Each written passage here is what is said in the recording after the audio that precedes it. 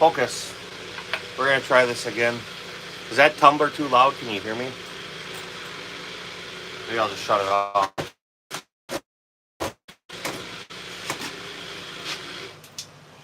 I don't know what the fuck happened, man. So my phone was locking up and it wouldn't connect to a Wi-Fi. I ended the live. I tried it a second time. It wouldn't even do anything. I completely turned the power off on the phone, did a hard reset. Maybe we'll try it again. But Focus, how are you doing? What's big for today?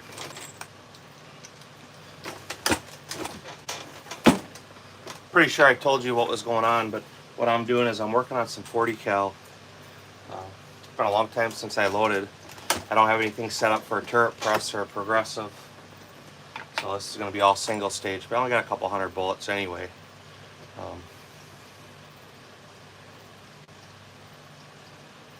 Yeah, something's up with them.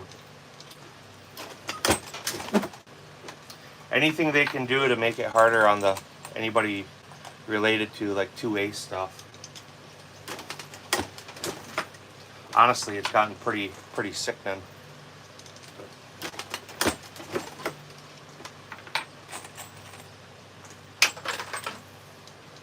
My son had the 40 cal forever doing dry fire practice. I never even got to shoot it after I bought it. He was with me when I picked it up. And I was talking to him about dry fire practice, and he's like, well, let me just take that home and I'll dry fire with that and we'll go shoot it. Well, he's had it for forever then. Ultrafire, how are you doing, man? Hope your day is going good.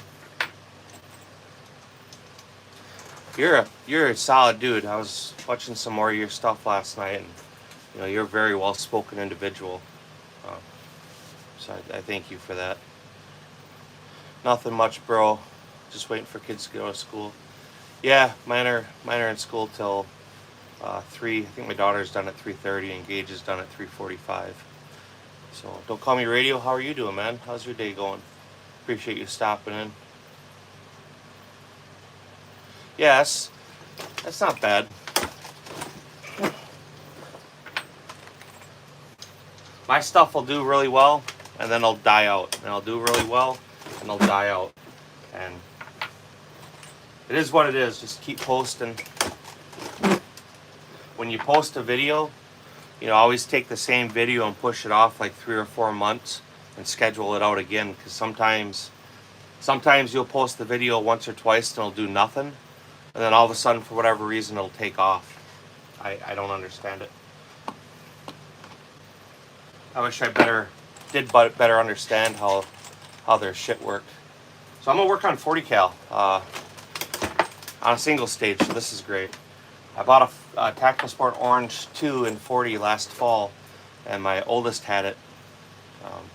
I never even shot it. He was with me when I got it. So I went and got it back from him because I bought it because I wanted to use it. It's a $2,200 gun. So I went and got it back from him so I can run a match with it. So I don't have the tool head for the 40 or the press setup on the Dillon. I don't have the tool head for the progressive press, the Lee. So if I want to shoot it, I got to load it, and single stage it is. Yeah, so I'm doing 40. Brandon, how are you doing? I appreciate you stopping in, saying hi. Hope your day is going good.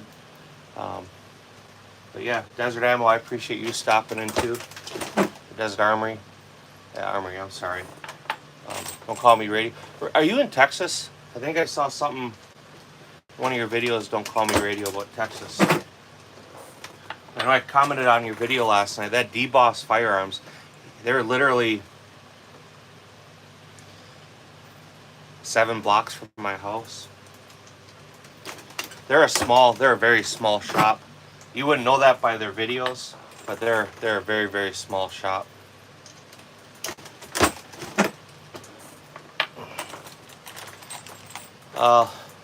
Live in Arizona. There you go. I live in Texas, but I live in Conroe. I'm not sure where Conroe is. I'm not very familiar with any of the area in Texas.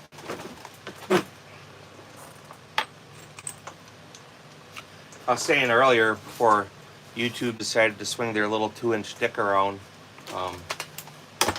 40 cal for like a civilian world is a dying cartridge, but for the competition world, it's still a very, very, very, very popular choice. They score your targets different depending on what caliber you're using. So.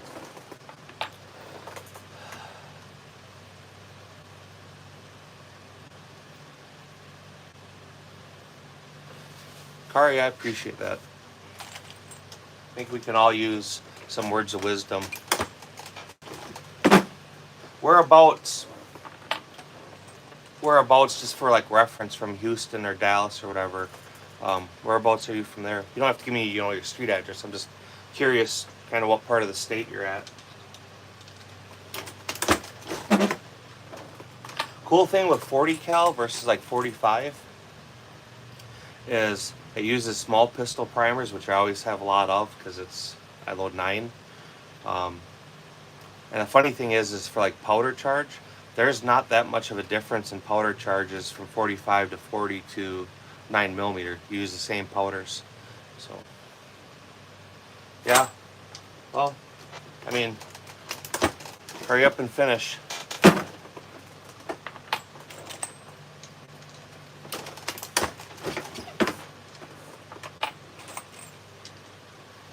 I think this coming weekend we shoot Steel Challenge. The following weekend is USPSA. So I think I'm going to run this 40 cal for that. I need 200 rounds for the match, and I'd really like to go put probably another 50 to 100 through it before the match. So,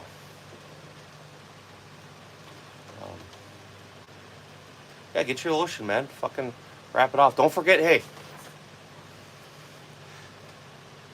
removable shower curtain. You can't have a permanent shower curtain, and a bungee cord. That's the ticket, and the bungee cord. Don't be afraid to put a blanket, a couple pillows down, because sometimes before the curtain lets go, you could hit your head. So, bungee cord, removable shower curtain, bottle of lotion, you're locked in, bro. I'm gonna work on some 40 cal. I don't have any other press that I can set up right now for 40. I don't have the tool heads for it. I think the last time I loaded 40 was probably like 2001 or 2002. I bought one in the fall and my oldest took it from me. So I finally made him give it back. Which is okay. Because you can absolutely load pistol ammo on a single stage press. So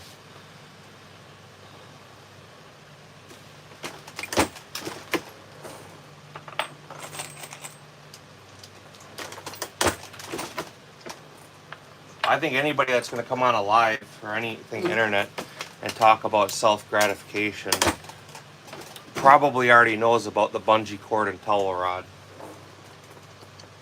It's important too, the type of bungee cord you use. You don't want to get the hard rubber ones, because them will leave a mark. And people start asking questions. You got to get the cloth ones.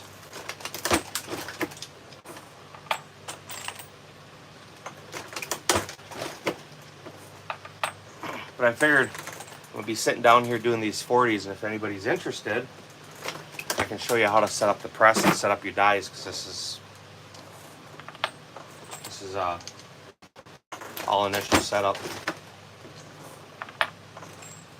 So right now I'm de-priming the brass. I'm knocking out the primer in the bottom, and I'm also reforming it.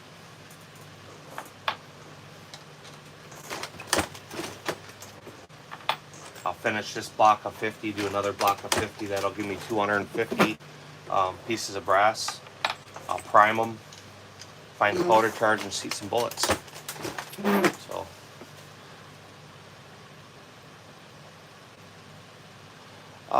it depends.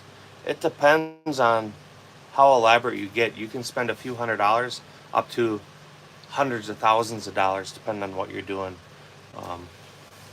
You obviously have to buy a machine, and depending on how you get it, you can get a used one. A single stage press is usually the cheapest.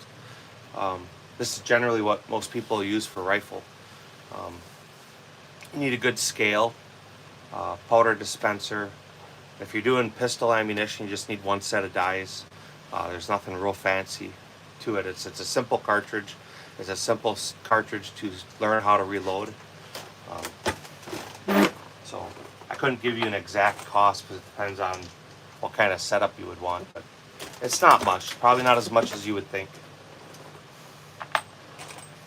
It's definitely one of the things where you buy what you need to get started, and as you get going in the hobby, there's things that you see that you like more or would interest you more, different equipment, upgrades, depending on what you're doing with stuff. So,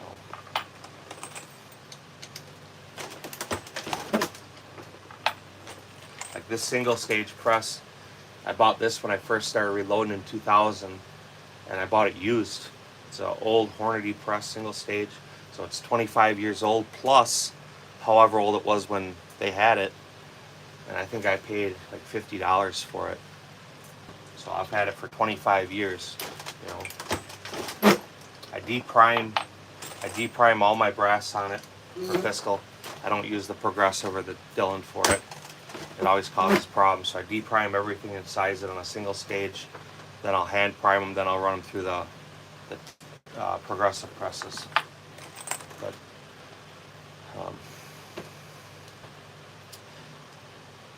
I'm not sure how to say your name there, S-O-U. But I appreciate you stopping, man. I hope you're having a good day. Yeah, that's the Tactical Sport Orange 2. I have a shitload of CZs. I have, in the Tactical Sport Orange 2s, I have 1 in 9 and 1 in 40. So that's what we're loading ammo for, is the 40 cal. I have not shot that gun yet. My oldest, when he shoots with us, he'll usually shoot the Tactical Sport Orange 2 and 9mm. But with like USPSA and stuff, you get scored differently using a smaller cartridge. So I bought the 40 cal. When I bought the 9, I wanted the 40, but I couldn't get a hold of one. A few months after I bought that, I was able to get a 40. So I bought it, and he was with me, and he took it home just for dry fire. So he's pretty well done shooting with us for the year. He's back in school now, so he works full time and he goes to school full time. So even on the weekends when he would like to go, he's got homework. It's a face, but everyone calls you SOS. Just call you SOS. Guessing it's zoos with a. Oh, I suppose that makes sense. Zoos.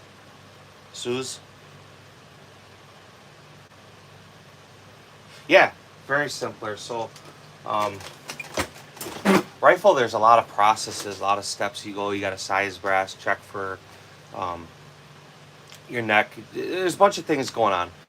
Pistol brass is a real simple process. It's short. There's no neck on it. You generally measure to make sure that the cartridge is still in length. I'm not even measuring this stuff because it is. It's stuff I used way back in the day. It was all good. But there's your first die reforms the brass to the right dimension and pushes the primer out. You put a primer in it. You put a powder charge in it. And then you seat your bullet and crimp it. It's a simple process.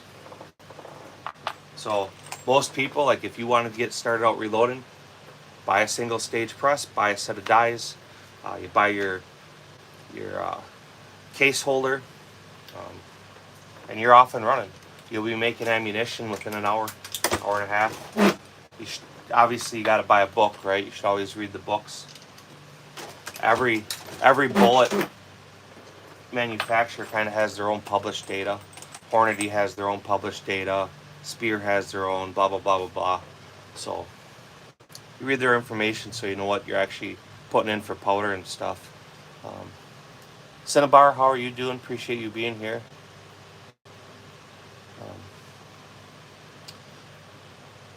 I would change my handle again, but everyone now knows me as Zeus. Left out loud, I was Squidly before and changed it again. There you go. Christian, I'm glad you came back. Sorry about that live doing whatever it was doing. I don't know what was going on with that. People try, but you know, reloading ammunition. If you can follow a cooking recipe, you can reload ammunition, more or less. It gives you the projectiles to use. You know, you open up a book. This is what I want to use for bullets. You know, I got some Hornady XTPs that we're going to use. If you notice, they even say 10 millimeter. 10 millimeter and 40 cal is the same projectile. But then it gives you a list of powder. This is the stuff that works with this powder. And then you put that amount of powder in your cartridge. Seat your bullet. They tell you how long to have the projectile, how far in you seat it, and you shoot it. Simple.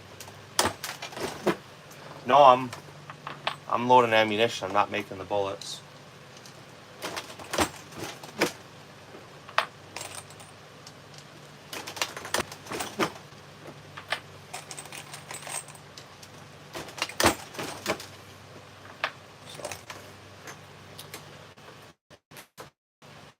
Yeah, doing some projectiles. We're gonna load. I have one full box of 100, some 155 grain XTPs. I got what I think is another half box-ish. And then I have a box of berries. I think I bought these when I bought my oldest son his 10 millimeter.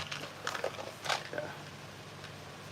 So, since I have them here and I want to shoot the gun, we'll load them up.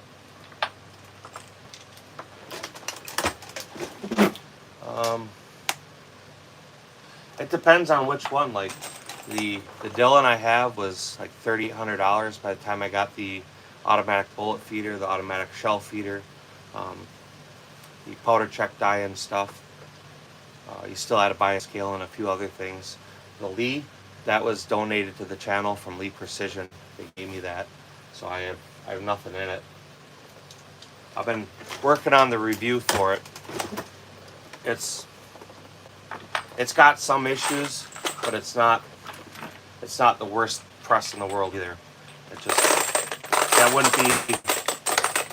that wouldn't be one I would tell somebody to start out loading on. The best way to start out is right here. There's one process or one thing going on at a time, so it makes it a lot simpler to use.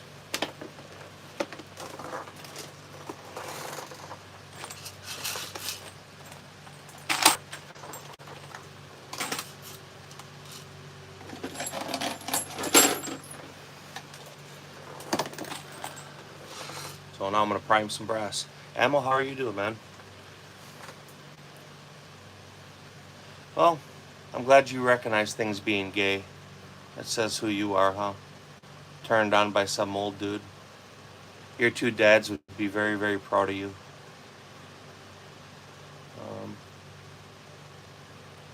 But that's all right, man. I'm glad you're here insulting me. Feel free. I just want to let you know that by you being here in my live stream and participating and commenting, you're making me money. So that's nice.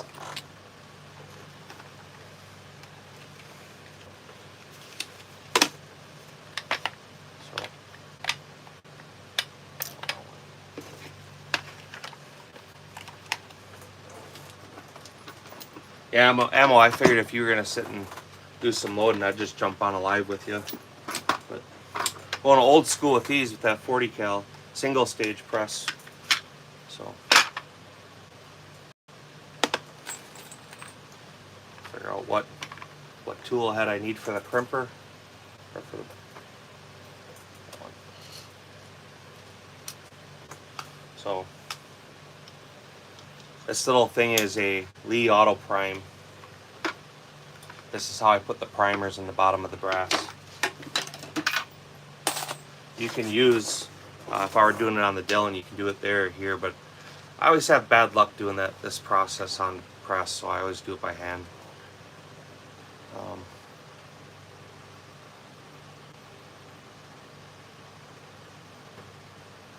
J-Dog, what's going on, man? How are you doing today? Hope your day is going good.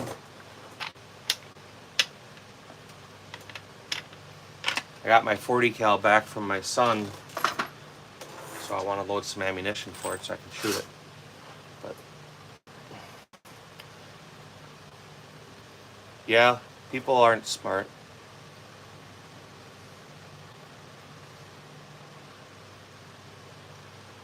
No, they wouldn't. That's fine.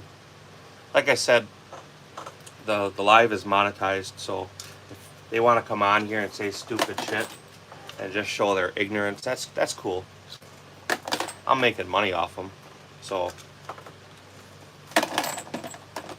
just think about that. You're coming in somebody's live to talk shit to them, and they're literally getting paid for you talking shit.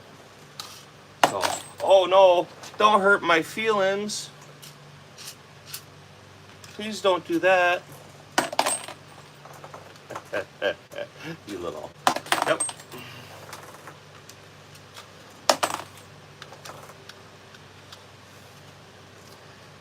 .40 cal uses small pistol primers, so the primers are a little cheaper than like if I were doing 45.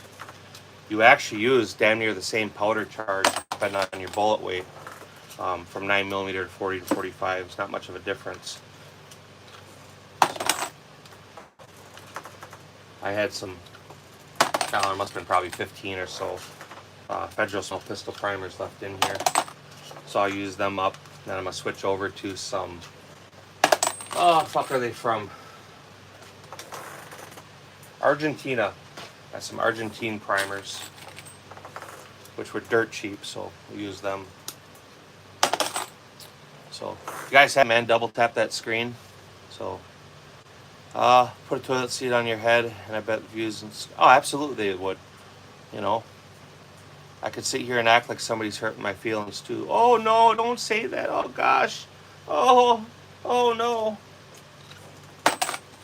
Meanwhile, he's licking the sheets off from his two dads. I won't deal with rude ass comments. I won't put you. You guys come in here being an ass. Had enough. Yeah, people are worthless. But this is society, man. This is that leftist fucking doing their things. A bunch of whiny little bitches that think that for some reason they're special. They're different. They're better than everybody. They can spew hate, and they should be treated differently. So that's fine. Concealed carry, how are you doing? Yeah. So what I'll back up a little bit here. Let me grab a 40. Where did I just set them? So the first step I did was the brass got cleaned. This is a 40 cal piece of brass. The first die here, it squeezes the brass back down to dimensions, and it knocks the primer out the bottom. And so then take a Lee Auto Prime tool, and I have no primer in it, right? No primer. I have primers in here. I seed a new primer, right? So new primer. When I get done with that, I'll add powder charges, then I'll seat the bullet, and I'll crimp them. Doing it on a single stage is extremely slow and time consuming, but I have components here, so I don't want to go spend the money. I need 200 for the match. I'd like another 50-ish, maybe a little bit more, just to go get a feel for the gun, because I haven't shot it yet. So I'll buy another tool head for the Dillon and set up for 40. I should have did that already, but the gun was out of sight, out of mind. So missed that. Let's see. Yeah, last week the trolls haters have been heavy. Yeah, they can do their thing, man. Green Hood Smoke said you got some. I did. It's upstairs. He's a pretty solid dude. I've chatted with him several times now. We'll have some content being released. I opened the box. I looked in it, and we'll do an unboxing of what's there. We'll show some manufacturing of it. I won't post the manufacturing on this channel. I'll post it on my other channel. That way, if it gets a strike or something, it won't affect this channel. And we'll shoot it. So that'll be good stuff. From the stuff he sent us, I would absolutely recommend checking his site out. www.greenhoodsmoke.com. So definitely check his channel out. Even like you gun guys, right? You can do these smoke generators. You know, a smoke grenade or whatever you want to call it. It's like a hobby one. But if you're doing like a gun unboxing or reviews or range footage, and you throw some colored smoke in it, it's gonna look pretty badass. It'll stand out. So we have some plans for the stuff. So it'll be pretty cool. Yeah, it's no big deal to push a primer out.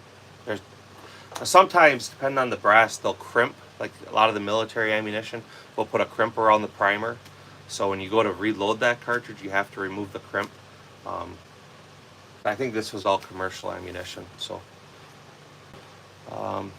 thoughts on SIG that fires well in a holster? That's a problem. You know, SIG, I don't know. SIG makes good firearms, but they need to do better on that for sure. That's a problem. Get a new holster, Frank. Yeah, get a new gun. You know, there's a lot of SIG firearms, a lot of SIG pistols that are great. The M18, M17, and 320. You may want to make a better choice. You know, so Frank SIG makes some nice guns. 320. Yeah, and that's part of the problem is they took that gun and it was designed to be a single action firearm with a manual safety. You know, it wasn't designed to be a striker fired gun, but they made a striker fired gun. People liked it because the trigger was fabulous. You know, you can't argue that. It has a great trigger, but it's just a bad design. So that's too bad. Dummy, glad you're here, man. So appreciate you being here. Hit that double tap on the screen if you would. I'd appreciate it. So primers to come in sleeves.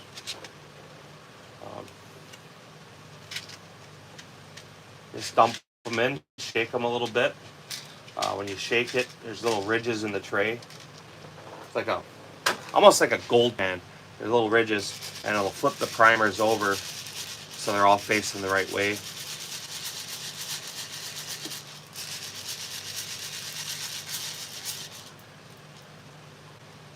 Usually face the right way.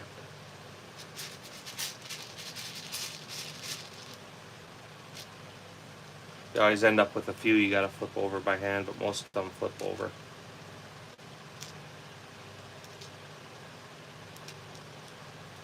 Now, if you're a shooter and you enjoy shooting firearms, you enjoy like customizing them and playing with them and stuff like that, it's absolutely worth getting into reloading. Because then rather than buying stupid shit, different foregrips and different, you know, slings, then you start manufacturing your own ammo and you start tailoring that for different things you want to do. Be it high volume, be it, you know, a super huge muzzle flash or accuracy or, you know, any number of things that you want to do with it. So if you're a person that likes to customize, likes to tinker, reloading's a good thing. With 40 cal, it's definitely cheaper to reload for 40, and you'll save money versus factory ammunition. With 9mm, you're, without your time, you're into it generally more than you could just buy 9mm ammunition for. 45, 357, 44, 500, all that stuff, it's cheaper to reload for it. So I think, you know, the M18 I think is a little better. I don't know that they're having as many issues. They have had issues with them though. But I think SIG just needs to do better. Don't blame the guy who's not doing anything wrong for bad things happening. That blame game is just not right. I really like 9mm Major. but you got to have the gun that shoots it, right? When you get it all right, it's super gassy, it's super loud, it's concussive, throws big fireballs, but it's competition round. So let's see. On my income, 38 is expensive, so it'd be cool. Yeah, and you just pick cheap projectiles. You pick like a lead casted bullet and stuff, so you just shoot more. It's a good way to start. If you don't save your brass now, you should be. Even if you're not reloading, just start saving your brass. Aluminum case brass, you don't reload. Steel case, you don't reload. Um, but it's a good way, if it's something you might consider, even if you're not considering it, just start saving your brass, because eventually that's one of the larger costs to reload a cartridge. That's like a huge cost, is your brass. So if you're saving it, you don't buy it later, then you're like that much further ahead. Haven't seen it yet. Does anyone ever put various minerals the load to color the flash? No, you don't do that. You'll put flash retardant in it so it doesn't have as big of a muzzle flash. They have powders now that are like aluminum, or not aluminum, ammonia. There's more ammonia in them, and it helps with either copper fouling or carbon fouling. It's kind of one of the new military requirements is low fouling cartridges. And you can smell it when you shoot that powder. It's a real strong ammonium base. I have some of it, different manufacturers of it. CFE is probably the best known. They have CFE Blackout, CFE pistol, CFE rifle. I think there's one more, and I'm not sure what one it is. So, yeah, save your brass. Nothing else, right? Brass is expensive. So when you go shooting, throw it in a 5-gallon bucket at home. When you fill up a 5-gallon bucket, go cash it in. Take it to the scrapyard. Brass is expensive. You get good money for it.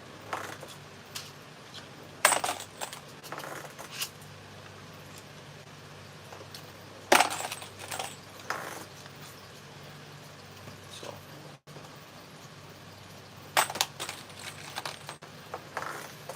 what do you all reload for? I don't know that we've ever talked about that.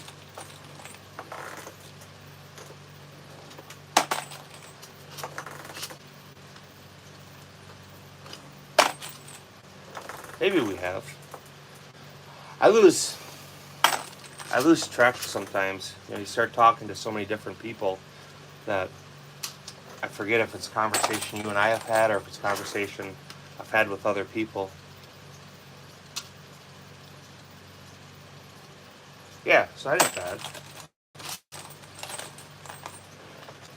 A lot of the indoor ranges, they sell the brass to ammunition manufacturers. I actually just bought from U.S. range brass 2,500 pieces of once fired sorted 9mm brass. The last couple years, about 90% of the matches we've shot have all been lost range or lost brass, so you don't get your brass back. So I got my grandpa, and we reload different ammo. There you go. Can you reload rimfire cases? You can, but people don't. There is a process to do it, but it's not effective. It's not efficient. With that, you even have to go as far as manufacturing your own ignition charge, your primer component. But people do it. You can find videos on YouTube, people doing it. Stuff like that to me is cool for a winter project, just a DIY, just to do it. But there's people that take 22 ammunition, just the brass, and they cast a bullet, and they use that brass 22 cartridge case for a jacket on a bullet. It's called bullet swedging. Probably about 10 years ago, when it was real hard to get ammunition and you couldn't get reloading components, bullet swedging got real popular. I just get the 325 bulk, like, yeah, $20 is cheap. 22 is a good cartridge. We shoot a lot of rimfire. I just got 900 rounds the other day. CCI mini mags, 40 grainers, full metal jacket, copper nose, copper plated bullet, and we'll shoot them up next weekend. That'll be skill challenge match. So we'll burn up almost 1,000 rounds. So 13,000 rounds of 300 blackout. There you go. My ammunition storage goes up and down pretty drastically. You know, going into spring, I usually have 20,000-30,000 rounds loaded to start out the spring shooting season, and then playing catch up after that. So by the end of summer, I don't have much loaded for 9mm. I don't have much loaded for rifle, but I work on it during the winter. It's a good winter project, because otherwise it's too cold. I don't know where y'all live, but for me, it's too cold to really do shit outside from really the end of November until about mid-March. You're not doing much outside, so go spend your Saturday afternoon loading ammunition. Kind of gives you something to look forward to when it gets warm out.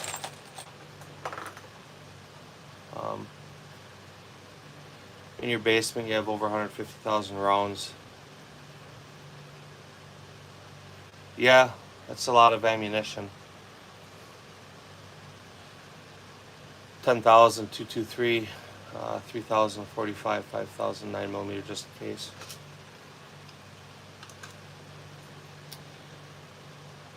Have you ever shot up?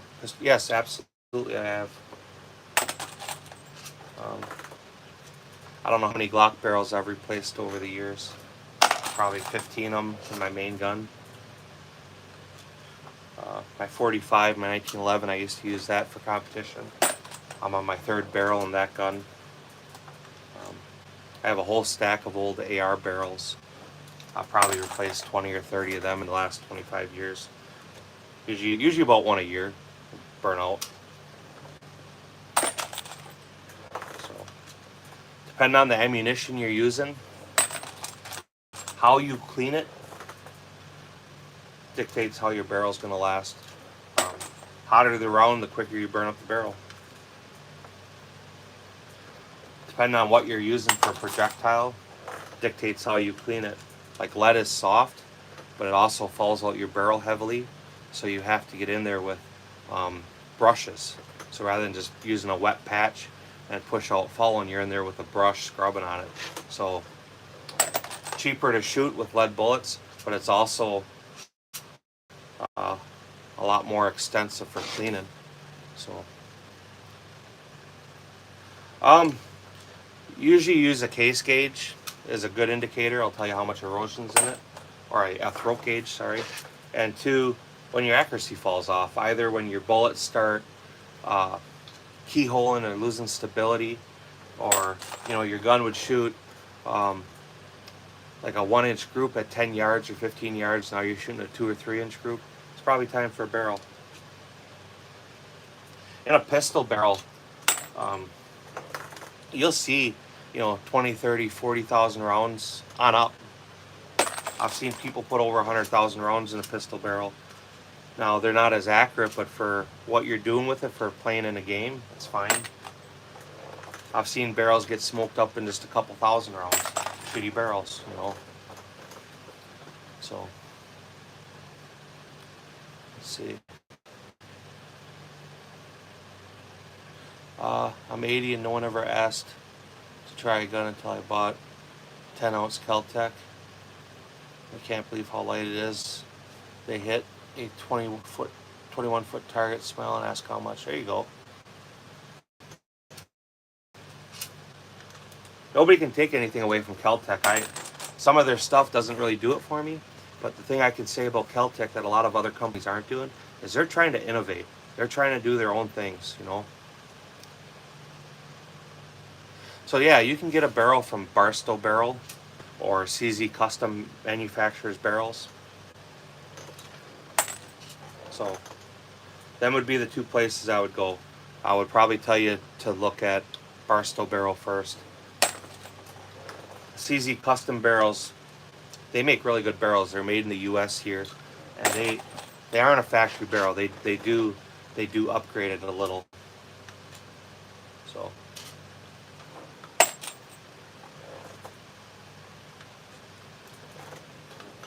other than them two sources, I'm not real familiar if anyone else makes CZ replacement barrels. Just them two I'm familiar with. So you can get a barrel. I think Cajun Gunworks sells barrels too that are threaded, but you have to do some modifications to the slide. CZ Custom will do that though. So if you wanted to put a comp or a suppressor on your SP01, you would send your gun to them, get their barrel.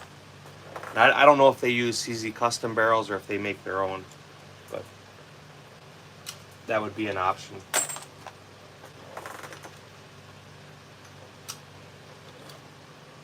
Green Hood Smoke, how are you doing, man? Hope your day is going good. We were talking about you a minute ago. So, if you guys haven't, Green Hood Smoke has just jumped in here. He sells stuff for 37 millimeter smoke generators, and you can also use them as a handheld. Really competitively priced. He hooked us up with some products to test out here coming up. But if you want to check out his channel, obviously it just came up right here, Green Hood Smoke. He's got a web address and a web store. That's www.greenhoodsmoke.com. So absolutely check his stuff out. For you other gun tubers, right? So you're showing a new gun or just showing something off. Just imagine some like colorful smoke grenades or smoke generators, and as you open it up or open in your screen, there's some colored smoke going across. That'd be pretty impressive, cinematic wise. So check his channel out. You guys might, or check his page out. You might find some stuff that really interests you. We have some stuff we're gonna be shooting out of the 37 millimeter. We'll show the manufacturing of it. Then we'll show the shooting of it. The manufacturing end of it will actually be shown on my other channel. I don't want to risk monetization on this one, but we'll show the unboxing, which I got to do yet, it's still upstairs, and we'll show what's in there in a little detail. And then we'll go to the other channel, we'll show the actual manufacturing and the process of it, and then we'll come back on this channel, we'll show shooting it. So, and when I actually get that video together, we'll make sure that the other channel is found. So most everybody that's subscribed on this channel subscribed to my other channel. So, but shooting smoke's always fun. It makes you giggle like a little kid, you know. But for a cinematic, for like in your videos, range footage, firearm unboxing, you know, any of that stuff, got to do something that nobody else is doing. So I'm kind of shooting myself in my foot by sharing that stuff with you. But definitely check his channel out, man. Green Hood Smoke, I'll do this for you too. I won't leave you permanently. I don't do that to anybody. But I'll make you a moderator so that as these other channels come up, you can click on their name, jump into their channel, let them know who you are.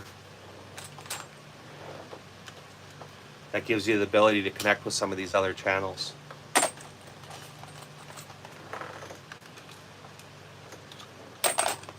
So I know you do the moderation for Utah Dad. The only thing I ask my mods, number one, we're going to get trolls. As long as they're not talking about self-harm or schools, I usually let them troll away.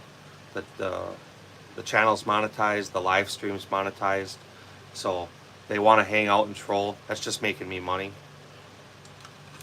So don't kick them out for that. If it gets out of hand, absolutely kick them. But let me know you're going to do it. And I think most of us I mean, common sense.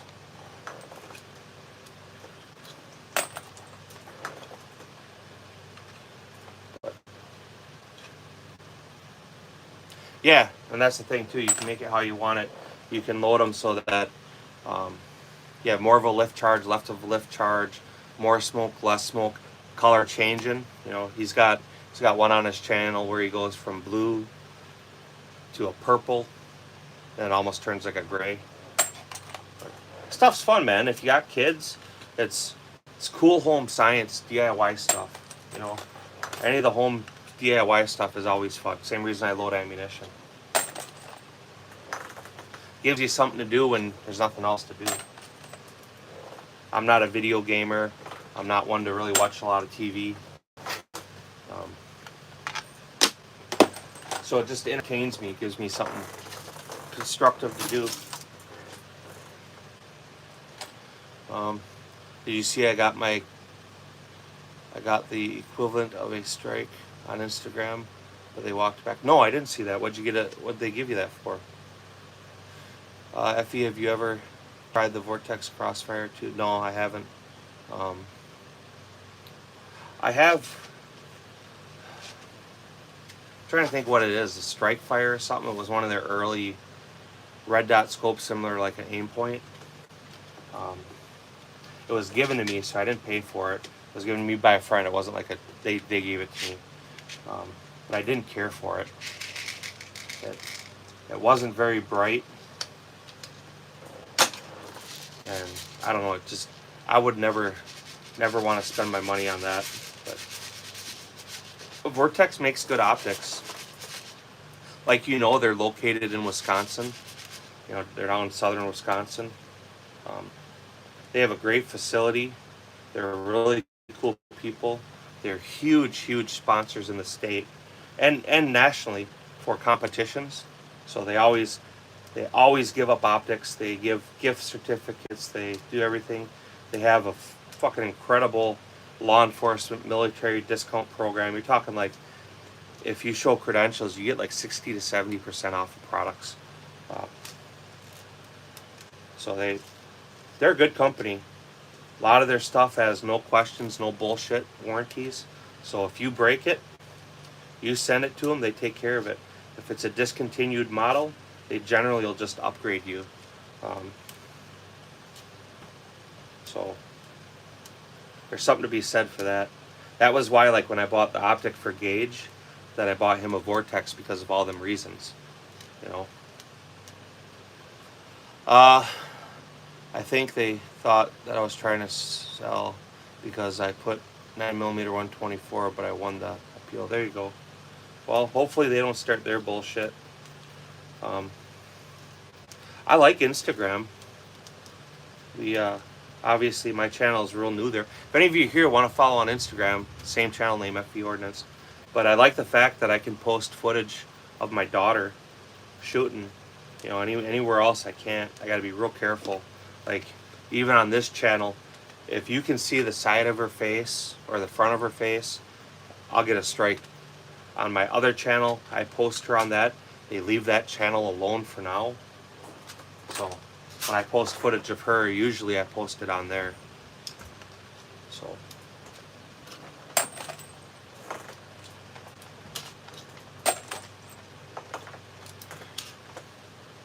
yeah, I'm from Wisconsin. Where are you from?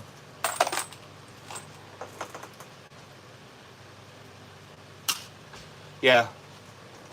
I don't know, man. I wish my Instagram channel were growing faster, but it's growing. It doesn't seem like they push the content out very much. And maybe it gets better, maybe it doesn't, I don't know. But I spend more time kind of doom scrolling Instagram. They have a lot of funny shit on there. I like the fact no matter if it's right or wrong, and this is going to sound fucked up, but just hear me out. If it's racist shit that people are spitting, you know, I like the fact that they can do it.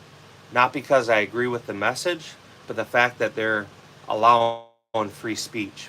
And they allow it on every side. It's not just a white nationalist or a black nationalist or a communist. You can openly have free speech. Um, Maybe stuff you don't want to hear or say or be a part of, but for a platform to allow it, I respect that. Everybody should have the ability to have free speech. Now, I know that may not be popular with some people, and some of the stuff, I mean, some of the stuff is pretty fucking out there, but again, I don't think a company should have the right to censor. Yeah, YouTube has gotten really bad, man. And it, like, constantly they're coming up with another update, or they're changing or revising their policies, and it's not making it better. You know, they just when they set their targets on a channel, or people set their targets on a channel, that channel's over. You know, they just relentlessly attack it.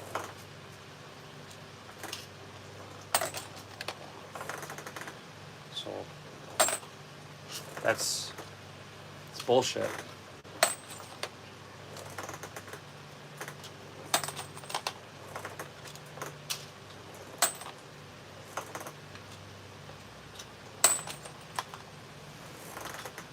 So yeah, they that's why I use the sound clips, the audio and stuff. You try to find a popular audio clip, and usually that gives you a little help, but it's still pretty tough.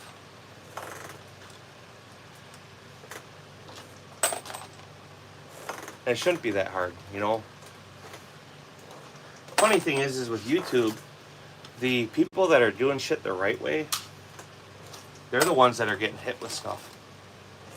These guys that are out there with illegal firearms, you know, shooting out of vehicles, shooting firearms in the city, you know, doing all these things, I don't know about you, but that's the stuff that comes across my feeds. I don't like it, I don't watch it, I don't seek it out, but to find somebody shooting matches or, you know, great reviews or anything like that, that stuff's like almost impossible to find, you know, which says a lot about the agenda they're trying to push. I always come back to my explanation is YouTube is anti-gun, so they don't want to show people showing they're using firearms in a safe, appropriate manner where it can show like, hey, these aren't as dangerous as people think. I mean, it's something that can take a life, but look at all the people that are able to go out and have fun doing this, and they're doing it safely.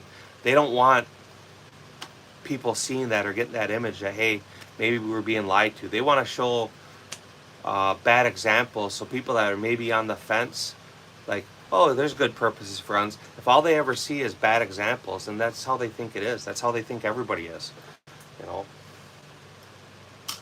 So it's a shame they do that, but you know,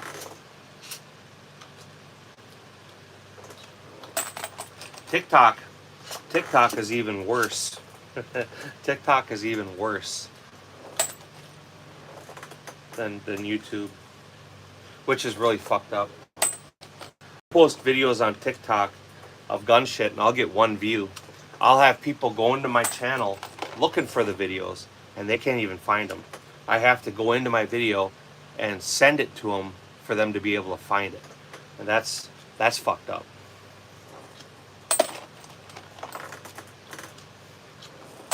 Just about every single video that I post on TikTok that's firearm related gets a strike. I appeal it because I'm following community guidelines, and I win the appeal, and it still doesn't go nowhere. The video, they kill them. They just...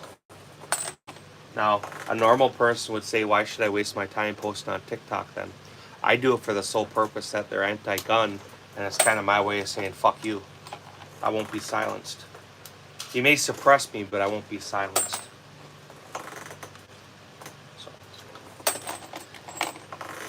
And I think everything that goes on TikTok is all manually reviewed in the appeal, or it seems to be, because usually the appeal takes a day or so. These appeals that come back within a few minutes, they're obviously AI that does it. But others on TikTok is half naked women, and it's yeah, they're not even hot, dude. They're fucking fat, late middle-aged women that think they're some fucking supermodel.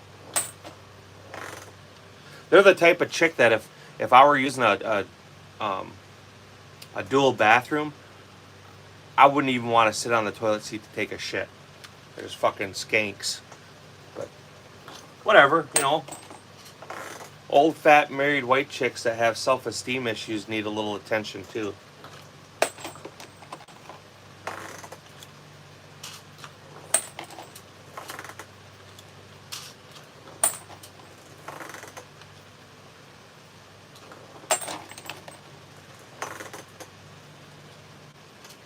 So, I don't, even on like Instagram, I don't know. It's funny because you get the same type of woman, but they're trying to, it's almost like one up in TikTok where they're trying to act like they're sexy. You know, wearing a little swimsuit or something else. And it's like, God damn it, you know, you have more rolls than the Michelin tire guy. I don't want to see that. Or, I don't know about on TikTok because I've never seen it, but like on Instagram, you get all these chicks with big old fucking furry bushes sticking out the side of their swimsuits, or hairy armpits or hairy legs. I think they're women, but it's fucked up. My girl is a CO for jail. There you go. There's nothing wrong with that.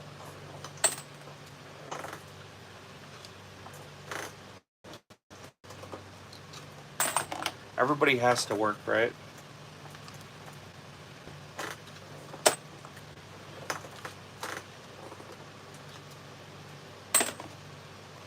So when I use this tool to prime, I don't know, you probably can't see it. The primer can only go up so far, and it's the depth of how deep your primer pocket is. Yeah, if my old lady were doing that, I would want her to working with the women. Bunch of fucking hoodlums working with your old lady would suck. I think I got another 20 primers-ish, so we'll de-prime a few more here so I can use them all up.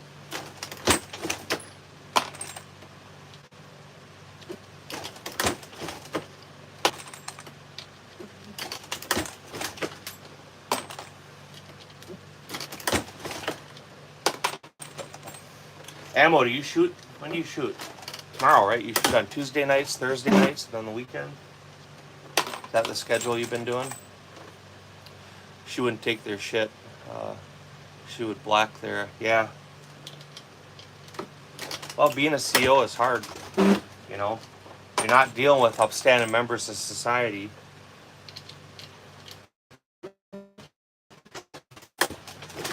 You know, jails and prisons are full of innocent people.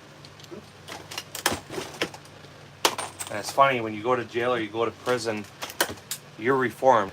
You're never going to commit another crime.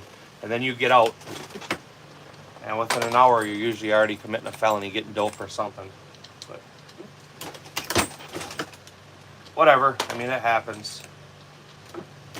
Sometimes things just happen. Poor life choices, or wrong time, wrong place.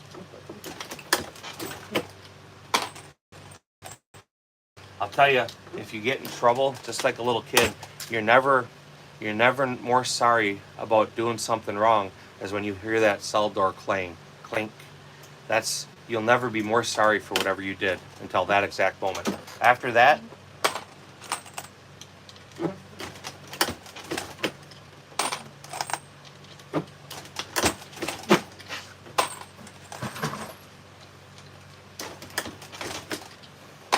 you know, crazy that America has the highest population of felons and incarcerated people versus any other country. That says something. I'm not sure what it says, but it says something. Got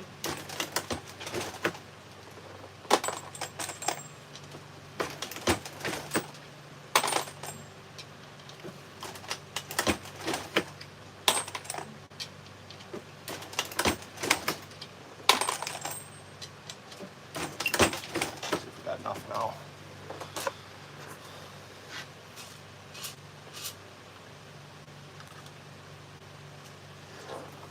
Do you have a suppressor on your 300 blackout?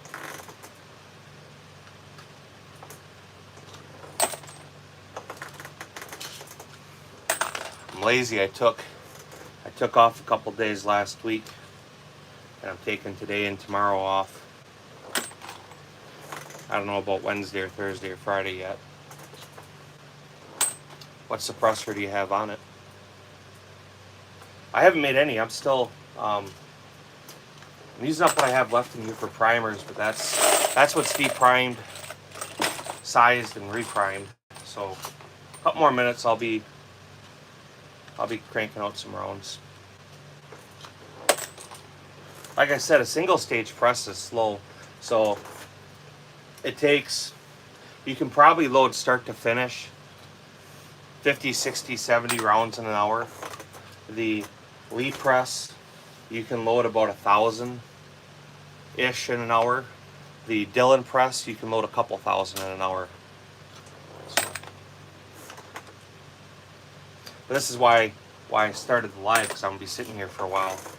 So I can sit here and do nothing by myself, or I can do a live and maybe get to have some good conversations. Surefire makes good cans.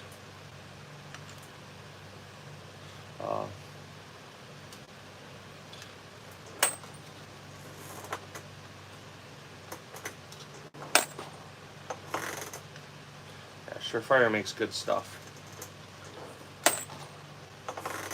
I'm waiting until January. There's definitely some shit I've wanted to buy that I've had to wait, or I shouldn't have to wait, but I'm waiting on. I have a 10-pack of AR-15 receivers I bought, and they're still at the shop. I'm leaving them sit there until January, because come January, I'll have them selling to me as SBRs versus just an AR receiver. Not that I need 10 of them, but being there's no cost for it, just paperwork, I'll get them in.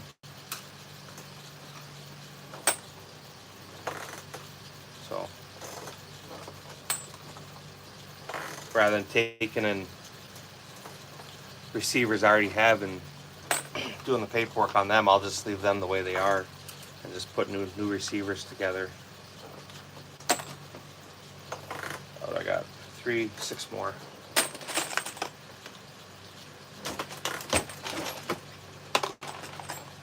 I have some stuff that I want to turn SBR too, like my Sega 12. That would be really, really, really cool with a 12-inch barrel on it.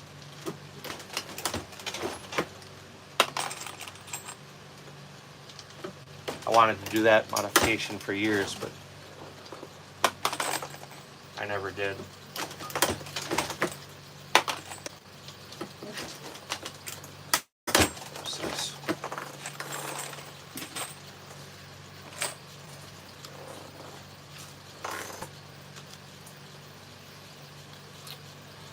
I just bought me a Kimber 1911. Which model Kimber? Like the Rapid 2 or whatever? Or did you get a Y2K?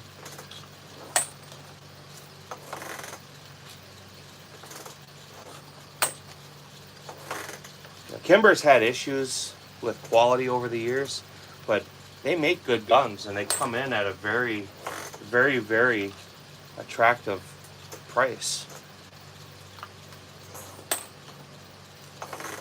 I've only ever owned one Kimber, and that was their TLE. That was the gun that the Los Angeles SWAT team adapted, the Rapid 2, yeah. That's a badass gun. I like the machine work they do to the slides. So, All right, so that's probably about 260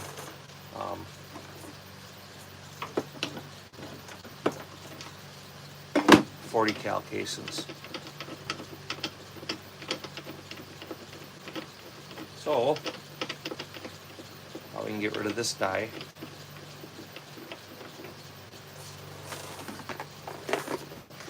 And that was the size and deprime. You can see a little priming tool down there.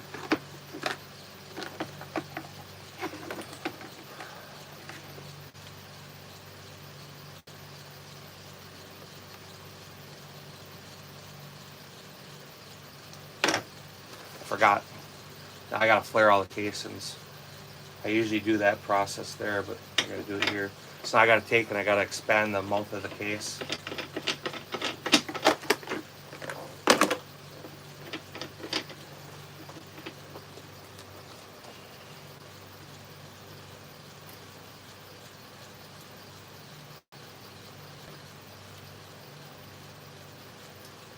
On the other presses, when I seat the, or I drop the powder in the case, the turret or the progressive or the Dillon, it flares the case open and it drops the powder.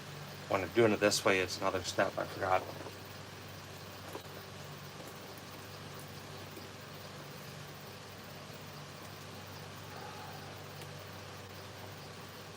This one you set up, you don't bottom it out, you set it as deep as how far you want your case mouth. It's like a tapered wedge that goes in, so the further down it goes, the more it opens it up. Want to get the 2K11? Yeah, I want one of them too. I actually bought one, and before I even brought it home, I was asked if I wanted to sell it. Guy at the store wanted it, so I sold it. I made a profit on it. Technically, I just took the money and I put it on something else. So I'll get another one. It's hard when you're buying something that's hard to get, and the store's like, hey, you haven't even picked it up yet. You want to make a couple $100 on it? Sure. Oh, dude, I can't bottom anything out. You know, we all know that. That's why I have CZs, right?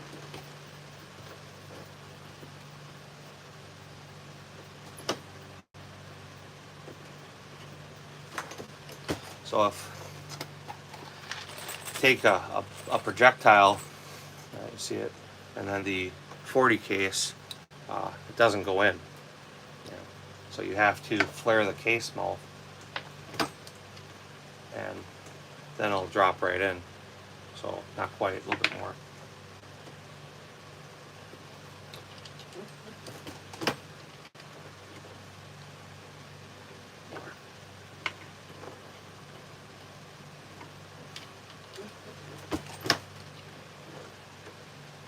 Yeah, so now you can see it'll go in there.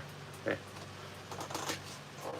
So you go back through your little pile here and flare all them out.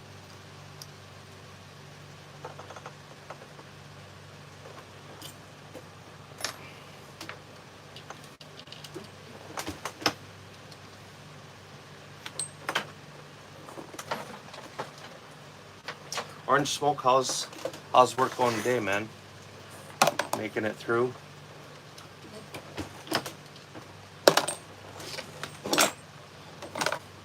That little side-by-side your buddy lets you use is pretty badass, I'm not gonna lie. I think I'd probably end up rolling it. I wish them weren't so expensive.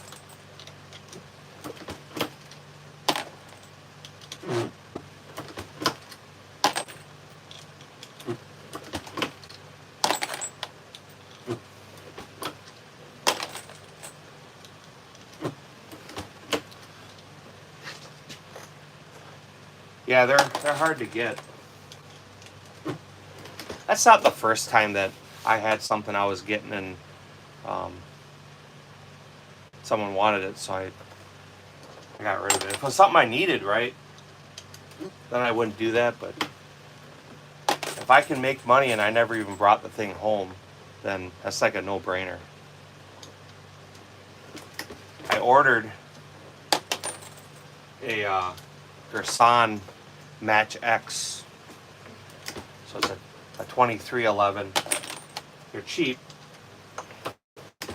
They're around that $1,000 range, but I wanna check that one out. Atlas makes some grip modules for them, and I already have a bunch of, from buying that Kimber, I already have some ignition sets, hammer sear disconnect that I bought for that gun. So we're gonna buy a budget one and stick another $1,000 into it, just to see how it goes, if it's worth it or not. I think it'll be, I'll probably turn it into a steel challenge gun, but I'm curious. Obviously I didn't get to shoot that Y2K, but I don't want to spend, you know, thousands and thousands of dollars on a 2011. Like the staccatos, everybody's so in love with these staccatos, but what nobody realizes is a staccato is the entry level 2011. Now obviously there's cheaper ones, but they aren't the best. They're entry level compared to what most of them are. You're not paying entry level gun prices, but for a 2011 world you are. So if I buy that Match X $1,000, I stick another $1,000 into it because the grip module is like $700-800, ignition sets like $300-400. I'm still into it $2,500 less than a staccato. If it works out and it's a decent build, I may buy and build another one. If it's not, then it was a fun experiment.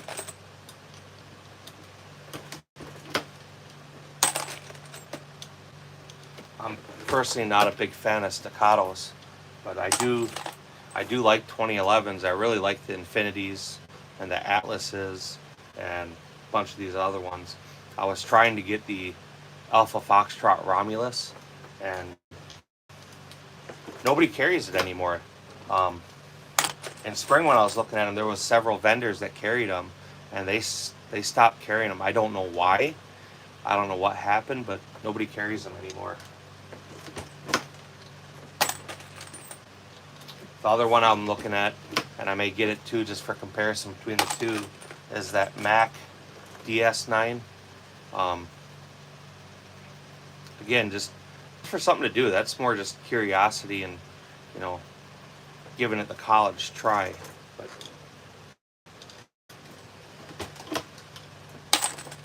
I don't have a huge skill set for 2011s. I've shot them. I've never had one of my own at home. The only one I ever bought was that Y2K, and I never even got to shoot it. I didn't even bring it home. But I do want another one, or to actually get one to bring home. I love the copper color. I would love to buy one of the Phoenix Arms. Them are badass. They're bad to the bone. So it's cool to be off work for the week. My back was bothering me, and I have time I can use, so I took a few days off. I operate heavy equipment, so I can't take any muscle relaxers or any Vicodin or anything else. So if my back is bothering me and I go get some muscle relaxers and some steroids, I got to take off of work. Which, I mean, it makes sense, right? But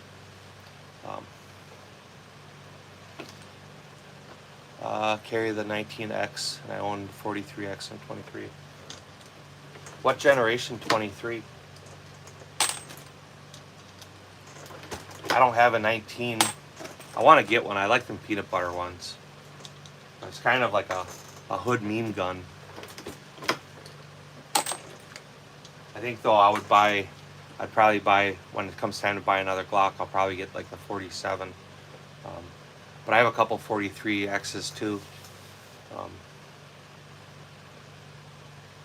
Radian Ramjet for that makes that gun something completely different. Yeah, the Gen 5. So I had a 23. It was a Gen 5. I got it. I traded a Gen 4 19 for it. And it was during COVID. Guy couldn't get 40 cal ammunition. I'm like, fuck it, I'll trade you for the 40 cal and I'll just buy a barrel for it, do a 9mm conversion. And what I didn't know was, number one, they didn't make barrel conversions for the 40 to 9mm for the Gen 5s. I don't know if they do now. This is a couple years ago. And then two, historically the Glock 23s, Glock 22s were the same size slide as the 9mm version, so the holsters would interchange.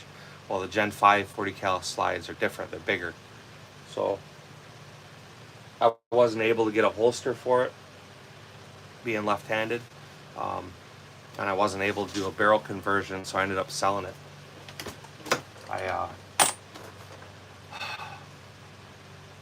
Trying to think what I did with the money. I think on that Tactical Sport Orange my son has, I took the money from that Gen 5 Glock 23 and I put it on there.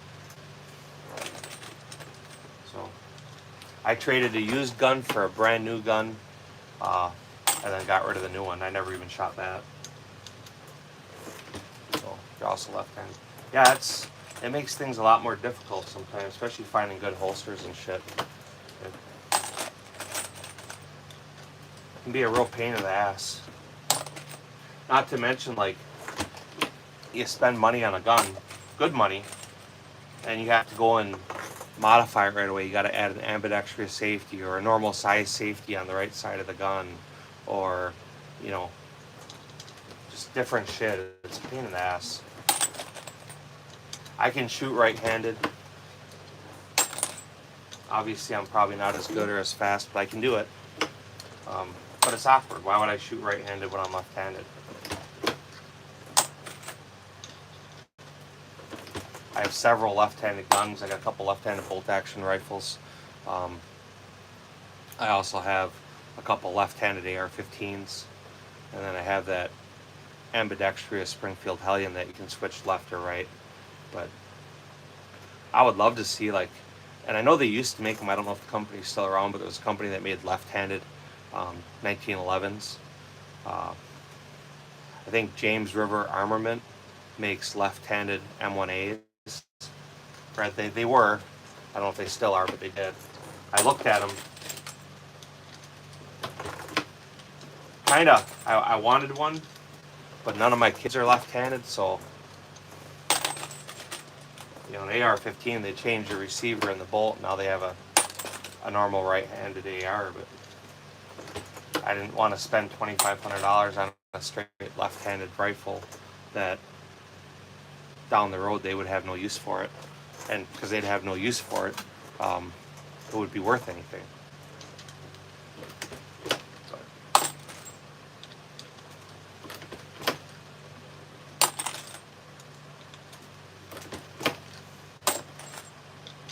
You have any left-handed ARs? You have a left-hand, right-hand holster?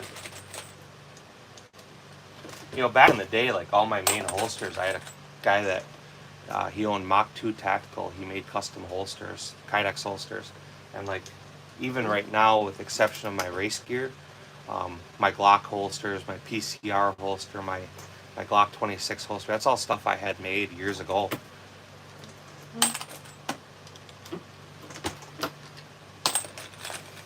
The aftermarket has gotten better with like holsters and shit. A lot of the companies now you can find the left-handed version, but not always.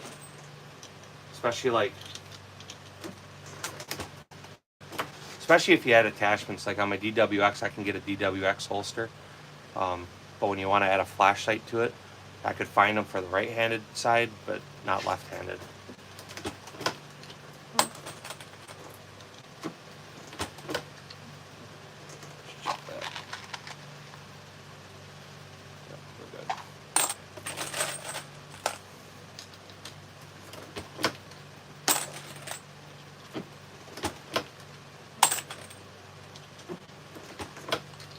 You done any work on your Glocks, or are they still pretty well stock? Yeah, I years ago when I got my first one, I had a customer brought a gun in. I did a bunch of work for him, rebarreled it, put a new receiver on the upper end. It was an AR. I refinished the gun, and then he dropped off the radar, and I had it for a couple of years. I'm like, all right, well, he clearly ain't coming back for it. He didn't answer his phone calls, he didn't answer emails, none of it. And so I ended up trading that for my first left-handed AR, which was one of the Steg Arms, just their M4 variant. And I had that gun for a few years. I'd shoot a little bit, but I just wasn't sure I liked it. And then after a couple of years, I realized that was the only AR I had been shooting. I kept taking the left one out. And so then I built that in. I changed, rebarreled it, put an 18-inch barrel on it, did a few other things. And that's my main AR. And then when I did my SBR, I built that left-handed too.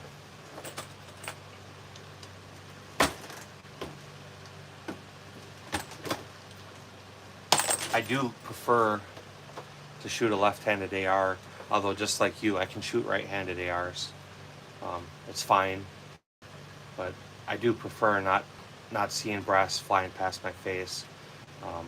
I like the fact I don't get gas in my face too, especially if you're running a can or something. You're not getting all that gas.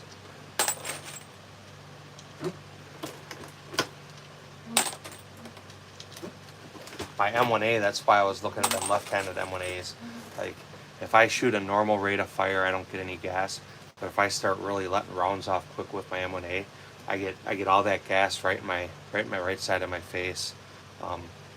It'll make your eyes water.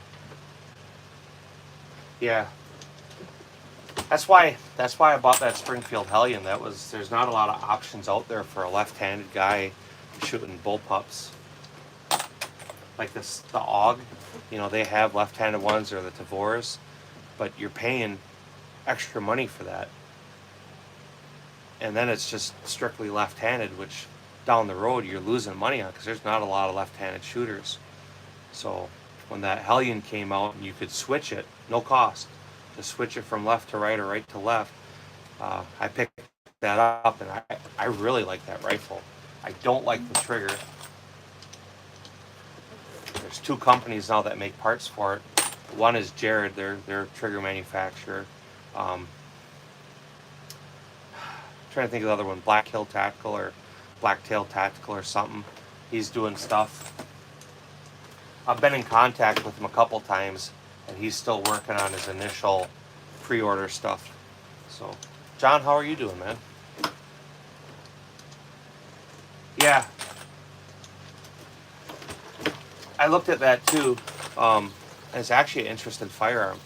But the difference is that's just a commercial grade firearm. There's a lot of goofy parts in it. Where the Springfield Hellion's a service rifle. So reliability wise and service life, that's where the Kel-Tec suffers. But I did like the RDB, and it was a real hard, I was torn between which one of the two I wanted to get.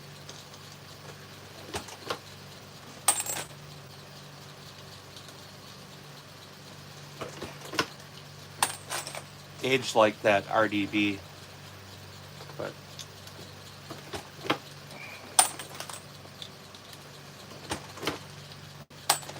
I have thought several times about going back and getting it. And if I went in the shop I deal with, right, if I went in there and they had one sitting on the counter, I'd probably buy it. But they don't stock them very often. They'll buy them when they get like a 20 discount, so you buy 20 of them and you get a huge discount, basically end up with a couple free guns. They'll buy a 20 pack, but other than that, they don't stock it. You love the AUG? I've never actually shot an AUG, so I have no experience with that. I saw one for cheap. They're pretty neat. They are. It's not a service gun though, so it I don't know. I wish I knew somebody that had one and had a good round count through them.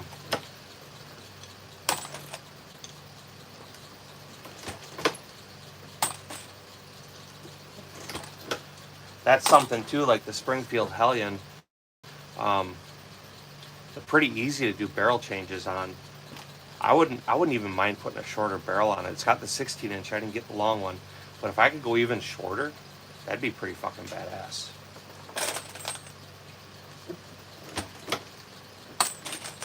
I would have actually used that gun for the 2-gun matches this year, but it's got a shitty trigger. The trigger sucks.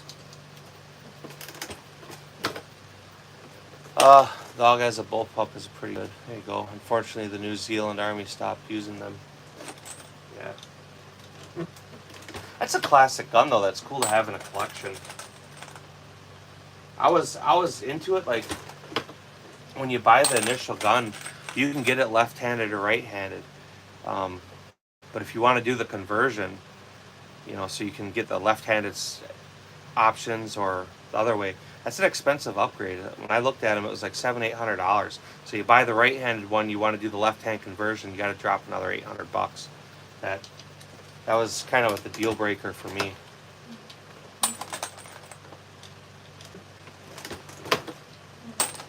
But I liked that they had, you know, the 9mm carbine versions you could get, or you could do the rifle. Do they make them? Obviously, it's been a while since I looked at them. Do they make them in 300 blackout? Or are they still all 5.56?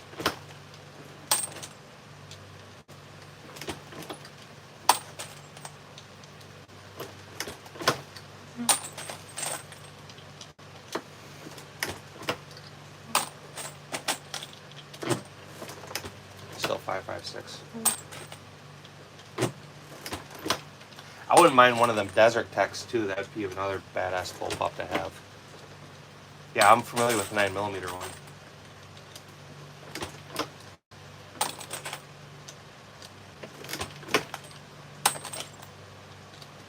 That would be another left-handed gun that I would like to get. Would be a dedicated 9mm PCC. The 9mm ARs are dangerous. You get any kind of out-of-battery detonation or something and your face is exposed. And I have had that be an issue. Or the MP5s too, your face is exposed. For a right-handed guy, it's not a big deal because it's not exposed, but for a left-handed guy, that's kind of a dangerous setup.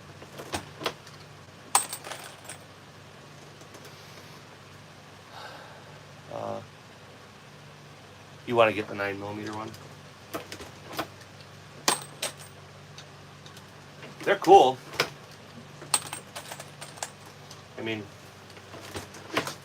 I could sit here and rattle off probably 500 guns off the top of my head that I would still like to buy.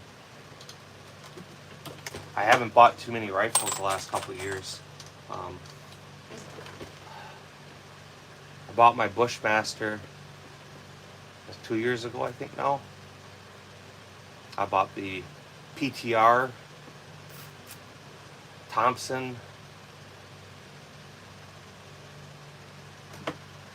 I think that's about it. The last couple of years, it's all I bought for rifles. I bought a shitload of pistols, but not much for rifles. Oh, I bought my Daniel Defense last year. Forgot about that. That too, I wish it were left-handed, but it's a Daniel Defense. I got a good deal on it.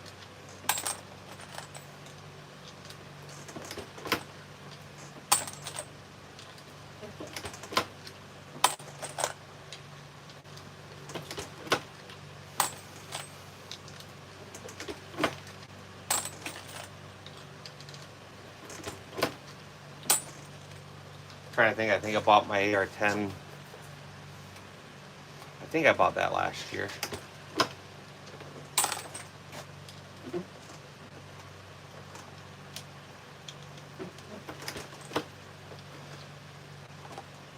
Yeah. That is a downfall to the AUGs, is they are expensive. They make some good trigger kits for them. I think Geisley makes a kit, don't they? I know Jared does. I think Geisley does. I don't remember who else.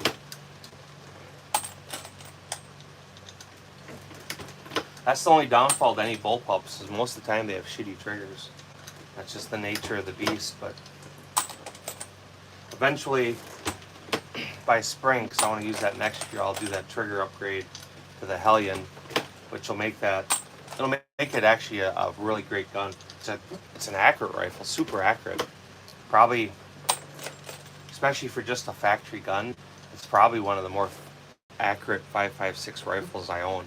It's a good shooting gun. cold hammer forged barrel, 16-inch, 1-in-7 twist. I don't recall if it's got the 223 wild chamber or the 5.56 chamber, but it shoots, I mean, 68 grain projectiles. It'll just stack them at 100 yards. Doesn't like anything really any lighter. Like 60 grain ammunition, it shoots for shit. 55 grain, it's horrible. But the heavier stuff, 68, 69, 77 grain, 75 grain, it shoots all that stuff really, really well. Which is good and bad, right? Projectiles cost more, ammunition costs more, but it's one of them things that it's not a big deal, I guess.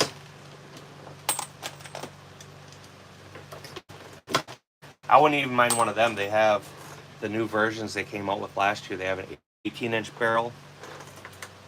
Then they have one with a 20-inch barrel. I wouldn't mind both of them. It's another thing that if I went in the store and they had one sitting on the shelf, I would buy it. But they haven't had them on the shelf. The Hellion, when I got it, was actually for somebody else. The guy who ran the counter had a wait list. I was like 4 or 5 on the wait list, and that gun came in, and he was on vacation for a week. They didn't know it was promised to somebody, and they put it out on the rack. And I saw it, so I bought it right away. And he called me when he came back. He's like, "Hey, you know, I know you bought it. It wasn't technically supposed to be for you. It was for this guy. You're on the list." And I asked him, "What point am I still on the list?" Because I was like 5 on the list. And he said, "Well, he was number 1. I'm like, "Well, I guess he's got to wait a little longer." If I had been like number 3 or something on that list, I would have done the right thing and just taken it back and let somebody else have it. But I didn't want to wait any longer for it.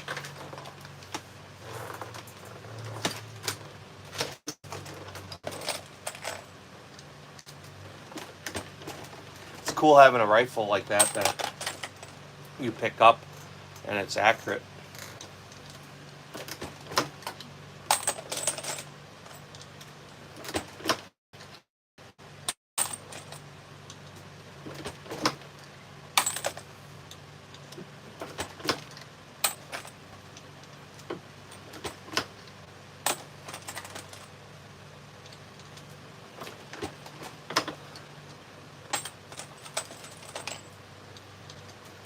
I think I'm going to kill this live.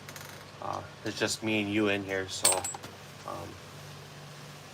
I'll kill this and come back later. We'll do a gun table live later today. So I appreciate you hanging out with me, man. I hope you have a good day. Maybe we'll catch you in a couple hours. We'll do that gun table live. So talk to you.